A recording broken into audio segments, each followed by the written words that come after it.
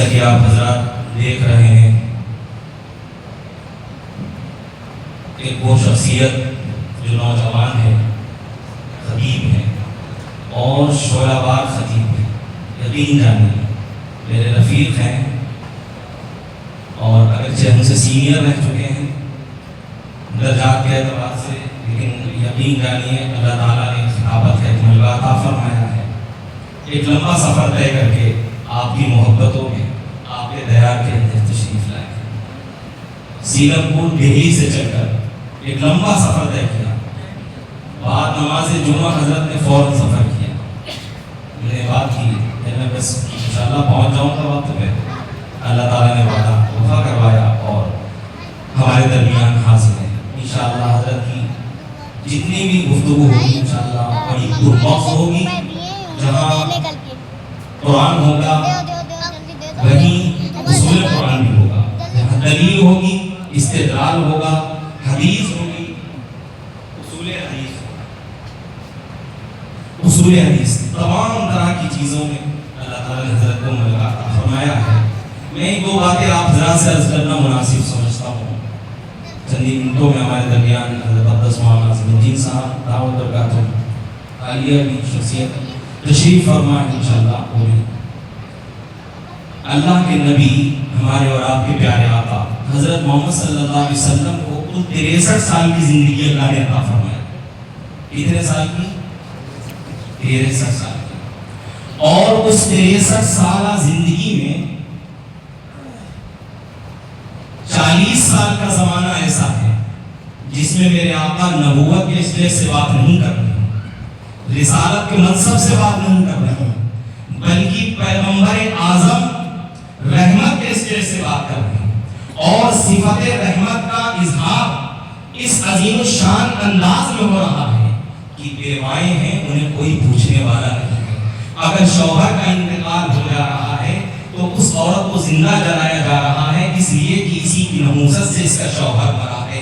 عورتوں کا یہ حال ہے۔ اس زمانے کی بات میں آپ کو بتا رہا ہوں جس دور کے اندر عورتوں کو چڑیل کہا جاتا تھا، اس زمانے کی میں آپ کو بات بتلانا چاہ رہا ہوں کہ جس زمانے کے اندر عورت کو وراثت کے اندر حق نہیں دیا جاتا تھا، عورت محکوم کی حیثیت سی، اس کی کوئی حیثیت نہیں تھی، ایسے عالم کے اندر ہمارے اور آپ کے پیارے آقا پیغمبر اعظم حضرت محمد مصطفیٰ صلی اللہ علیہ وسلم نے 25 سال کے عین شباب کے اندر 40 سال کی بیوہ اماں خدیجہ الکبریٰ سے نکاح کر کے ساری کائنات کی ماں بنا دیا اماں خدیجہ الکبریٰ کو۔ 25 سال کا زمانہ، 25 سال کی عمر شباب کا وہ دور ہوتا ہے کہ جس میں ساری عظمتیں انسان کے قدموں میں ہوتی ہیں، ساری رانائیاں اس کے قدموں کے اندر ہوتی ہیں، ساری خوشبوئیں اس کے قدموں کا بوسہ دے رہی ہوتی ہیں۔ ایسے عالم کے اندر جوانی میں میرے آقا علیہ السلام نے خدیجہ الکبریٰ سے نکاح کر کے، جبکہ ایک شوہر سے بیوہ نہیں ہے، دو شوہروں سے بیوہ تھی، ان سے نکاح کر کے آپ کو ساری امت کی ماں بنا دیا اور یہ دنیا کو پیغام دے دیا کہ دنیا کے لوگوں اب اگر کوئی شخص، کوئی انسان کسی عورت کو، کسی بیوہ کو ستائے گا تو وہ یاد رکھے کہ وہ اپنی ماں کی روح کو تکلیف پہنچائے گا۔ کیا مقام میرے آقا نے عطا فرمایا، کبھی غور کیا ہم نے اور آپ نے؟ یہ رحمت عالم کانفرنس ہے، کئی سارے علماء نے آپ کے سامنے گفتگو کی، مجھے آپ بارہا سنتے رہتے ہیں جمعے کے خطبے کے اندر یا دیگر مقامات پر۔ میں اس لیے زیادہ دیر آپ سے گفتگو نہیں کروں گا، حضرت مولانا توحید صاحب مدثر اللہ علیہ بھی تشریف رکھتے ہیں۔ میں آپ سے صرف یہ عرض کرنا چاہتا ہوں کہ میرے آقا علیہ السلام اس دنیا کے اندر آئے تو آپ نے کیا مقام عورتوں کو عطا فرمایا۔ میرے آقا ہی وہ ہیں جس نے یہ فرمایا تھا، آپ پہلے رسول ہیں، آپ نے یہ فرمایا تھا کہ عورتوں کو وراثت کے اندر حق دیا جائے گا۔ یعنی اگر کوئی بچی شادی ہو کر کے کسی کے وہاں چلی گئی ہے تو ایسا نہیں ہے کہ باپ کی وراثت کے اندر اس کا حق ختم ہو گیا ہے۔ اگر شوہر اس کو طلاق دے دے یا اس کا شوہر مر جائے تب بھی وہ قانوناً بھی حق حاصل کر سکتی ہے۔ غور فرماؤ، یہ میری بہنوں کو، میری ماؤں کو مقام کس نے عطا فرمایا؟ آج دنیا یہ آواز دے رہی ہے کہ اسلام کے اندر عورتوں کو کوئی حق نہیں دیا گیا۔ میں آپ کو یہ پیغام دینا چاہتا ہوں رحمت عالم کانفرنس کے ذریعے سے کہ اسلام نے جتنے حقوق عورتوں کو دیے ہیں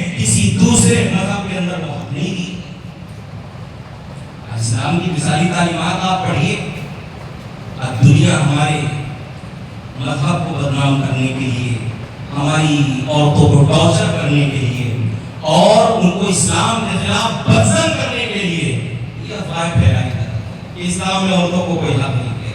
اور یاد رکھا جائے یہ ترکیب ان کی کسی بھی حال میں کامیاب نہیں ہو سکتی. یہ ناکام ہوگی اور ایسے ناکام ہوگی جیسے حامان کی ترکیبیں ناکام ہوئی تھی، فرعون کی ترکیبیں ناکام ہوئی تھی، نمرود ناکام ہوا تھا، تمام کی تمام لوگ تباہ و برباد ہو گئے تھے.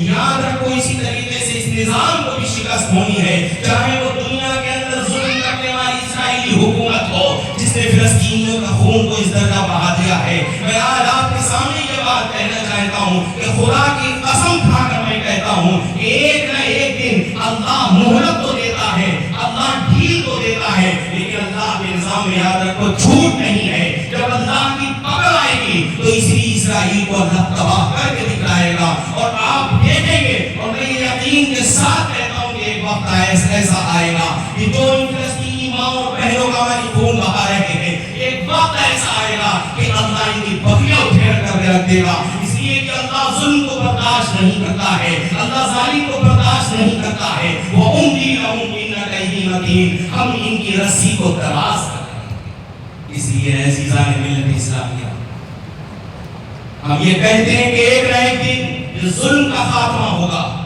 ظالم ختم ہوگا اور انشاءاللہ ختم ہوگا. کہیے انشاءاللہ. اللہ ظلم کو برداشت نہیں کرتا ہے. بس ضرورت اس کی ہے کہ آپ بیدار ہو جائیں. کیسے بیدار ہونا ہے؟ مصطفیٰ کی تعلیمات کو زندگی کے اندر لائیں.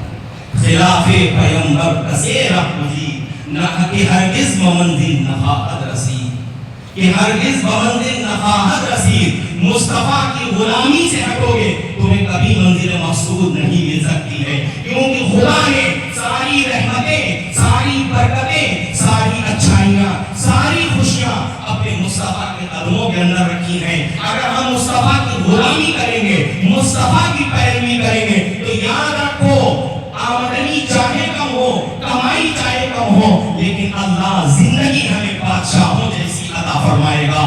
اس لیے کسی شاعر نے کہا تھا کہ محمد سے وفا تو نے تو ہم تیرے ہیں، یہ جہاں چیز ہے کیا لوح و قلم تیرے ہیں، وما علینا الا البلاغ.